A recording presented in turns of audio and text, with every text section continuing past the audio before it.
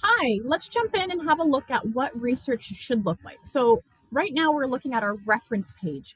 If you're doing a research paper, you should have researched reference points. So, you can see for this paper, networks of outrage and hope was used and social movements was used. Castell and Tilly. You're going to see those names again in the paper up above. So, this is a social change paper, and I've highlighted it so you can see. The pink is my thoughts and the blue are research thoughts. There's three types of quotations I'm going to mention here. There's a narrative in text citation. So when you look at here, one major influence impacting social change is technology advancements. That's my thought. Now I'm going to refer to Manuel Castell from 2015. I'm mentioning his name as a narrative. So according to Manuel 2015, network communication has transformed how power operates in society. Now you can see I've gone on to explain the quote in this writing here in pink. Then I've researched some of his ideas. I'm not quoting his name narratively now. I'm just saying research also suggests that digital networks reduces barriers to participation, enabling ordinary citizens to engage in activism.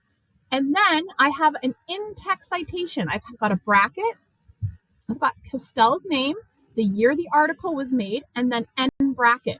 This is what you call an in-text APA in-text citation, okay? Anytime you've used somebody's research, even if you have to look up, does the earth revolve around the moon or does the moon revolve around the earth? You need to be putting down your references if you're even looking something up to reference and remind yourself of how something works, okay? So as you can see, Castell 2015 is also down here, Castell 2015. And then the other type of reference that a lot of my friends are used to is a parentheses. Okay, you are using the author has said it way better than you can say it, and it's so concise and perfect. You're going to use it word from word.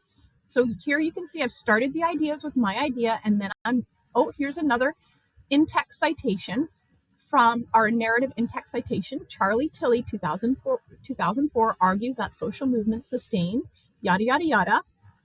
Now I'm using a direct quotation. So I've put public displays of worthiness unite numbers and commitment. And then end quotation, and it says Tilly 2004. And if you got it from a book, you've referenced the page number and bracket. Okay. And now I can look here. This highlights that social change requires visible and collective participation. This is all my thoughts and my reflections on the paper. So what quotes do is let me know what was researched and what was your brilliance. So all the pink is my reflection and all the blue is what came from somebody else's work. This is so important. If you get to post-secondary and you're not quoting things properly, you could be removed from a program and you lose your tuition and not invited back. So they expect you to know this skill once you get to post-secondary. So thank you for taking the time to check this out and understand what it means to you in this course. Best of luck.